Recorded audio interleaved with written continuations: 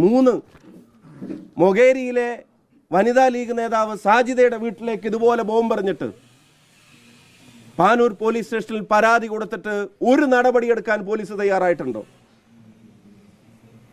ഇപ്പൊ Congress, league, RMP, UDF പ്രവർത്തകരുടെ വീടുകളിലേക്ക് നിരന്തരം ഇവിടെ ബോംബെറിഞ്ഞിട്ട് അതിൽ ഒരാളെയെങ്കിലും അറസ്റ്റ് ചെയ്യാതെ ആ ബോംബെറിഞ്ഞതിന് പിന്തുണയുമായി നിന്ന പോലീസിന്റെ, അതിന് നിർദ്ദേശം കൊടുത്ത CPM-ന്റെ, അതിന്റെ തലപ്പത്തിരിക്കുന്ന ആഭ്യന്തര വകുപ്പ് മന്ത്രിയുടെ കെടുകാര്യസ്ഥതയോടെയാണ് ഇപ്പൊ ഇതാ വീണ്ടും ഒരു വീട്ടിലേക്കും കൂടെ ബോംബെറിഞ്ഞിട്ട് ആളുകളെ അപായപ്പെടുത്താൻ CPM-ന്റെ ക്രിമിനലുകൾ ശ്രമിക്കുന്നത്. എന്താ ഈ പ്രദേശത്തെ പോലീസിന്റെ പണി? നിങ്ങൾക്കറിയാം പേരാമ്പ്രയിലെ ഇൻസിഡന്റ്. പോലീസിന്റെ പണി എന്താ? പോലീസ് CPM-ന്റെ അക്രമങ്ങളുടെ പോഷക സംഘടനയായിട്ടാണ് ഇവിടെ പ്രവർത്തിക്കുന്നത്. DYFI-യും SFI-യും CIT-യും എന്നൊക്കെ പറയുന്ന പോലെയാണോ ഈ മേഖലയിലെ പോലീസിന്റെ ഉത്തരവാദിത്തം? നിങ്ങളിട്ട FIR ആണ്. ഇനി അത് പോട്ടെ, ഈ വിതുൽ എന്ന് പറയുന്ന KSU നേതാവ് ഇതിനു മുമ്പ് നേരിടേണ്ടി വന്ന അതിക്രമങ്ങളെ സംബന്ധിച്ച് പോലീസിന്റെ FIR നിങ്ങൾ കാണുക. 29/1/2025 രാത്രി 1:30 ഈ ഇരുട്ടിന്റെ സന്തതികളായ ക്രിമിനൽ സംഘങ്ങൾ നടത്തുന്ന അതിക്രമങ്ങൾ. രാത്രി 1:30 അന്യായക്കാരനും സുഹൃത്തുക്കളും ധർമ്മടാംശം പാലയാട് എന്ന സ്ഥലത്ത് വിനോദൻ എന്നയാളുടെ വീടിൻ്റെ 2ാം നിലയിൽ പേയിങ് ഗസ്റ്റായി താമസിച്ചു വരുന്ന മുറിയിലേക്ക് 8ഓളം വരുന്ന പ്രതികൾ കുറ്റം ചെയ്യണമെന്ന ഉദ്ദേശത്തോടെ കരുതലോടും കൂടി മാരകായുധങ്ങളുമായി അതിക്രമിച്ച് കടന്ന് അന്യായക്കാരനെ ഇരുമ്പ് വടി കൊണ്ടും മരവടി കൊണ്ടും കൈക്കും കാലിനും അടിക്കുകയും പൽചക്രം കൊണ്ട് ഘടിപ്പിച്ച ഇരുമ്പ് വടി കൊണ്ട് തലക്കടിച്ചത് കൈകൊണ്ട് തടുത്തതിൽ കൈക്ക് പരിക്ക് പറ്റുകയും കൈകൊണ്ട് തടുത്തില്ലായിരുന്നെങ്കിൽ തലക്കടി കൊണ്ട് മരണം വരെ സംഭവിക്കുമായിരുന്നു എന്ന്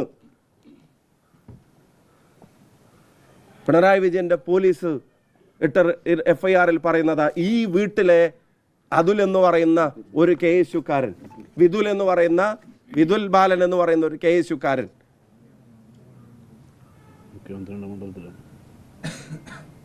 മണ്ഡലം ഏതാണെന്ന് ഞാൻ പറയണോ?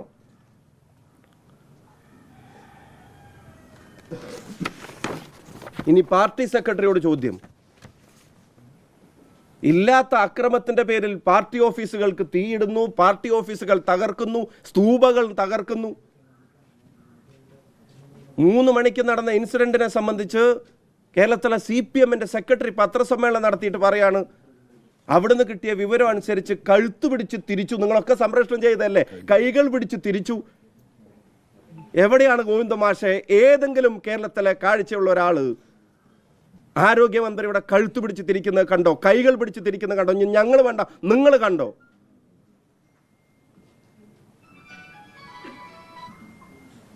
പട്ടാപ്പകൽ അത്രയും ആളുകളുടെ മുമ്പിൽ നടന്നൊരു ഇൻസിഡന്റ് വീണ്ടും സമരക്കാരുടെ തലയിൽ വെക്കാൻ അവസാനം വീണ്ടും ഒരു കള്ള ദൃശ്യവുമായി വന്നു.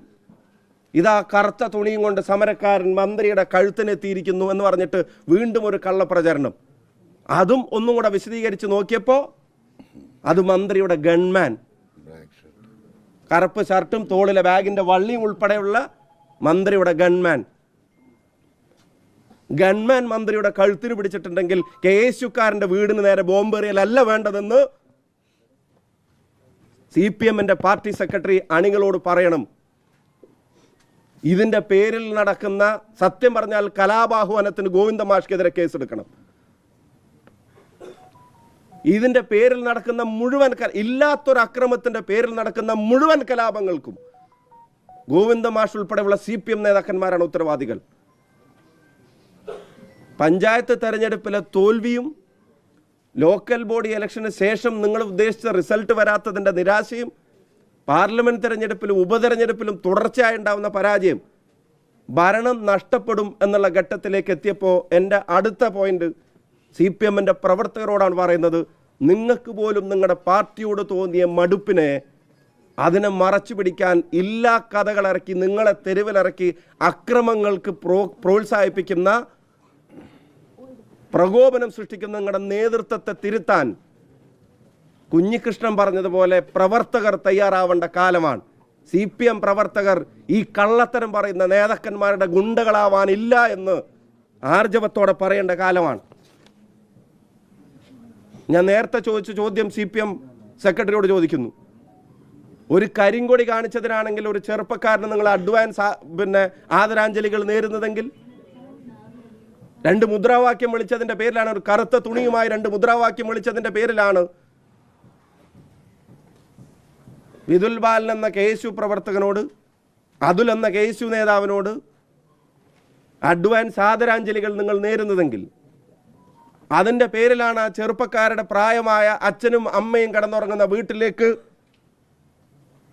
ബോംബെറിഞ്ഞ് അപായപ്പെടുത്താൻ ശ്രമിക്കുന്നെങ്കിൽ, കേരളത്തിൻ്റെ മുഖ്യമന്ത്രിയായിരുന്ന ഒരു മനുഷ്യൻ്റെ നെഞ്ചിലും നെറ്റിയിലും കല്ലെറിഞ്ഞിട്ട് കേരളത്തിലെ ഏതെങ്കിലും CPM പ്രവർത്തകരുടെ വീട്ടിൽ ആരെങ്കിലും ബോംബെറിഞ്ഞോ?